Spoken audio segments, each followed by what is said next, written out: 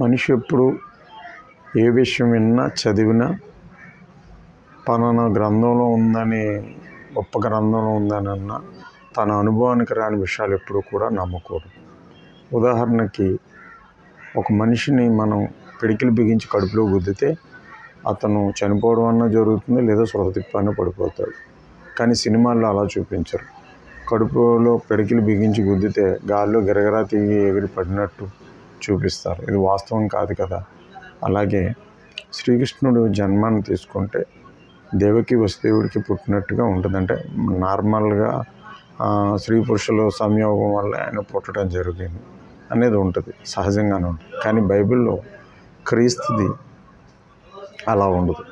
పరిశుద్ధాత్మ ప్రేరణతో కన్యకు పుట్టినట్టుగా రాస్తారు. అది జరిగే పనైనా స్త్రీ పురుషులు కలయిక లేకుండా అసలు జరుగుతుందా? ఇప్పుడంటే టెస్ట్ ట్యూబ్ బేబీలు ఉన్నాయి. ఆ కాలంలో అటువంటి ఏమి లేవు కదా.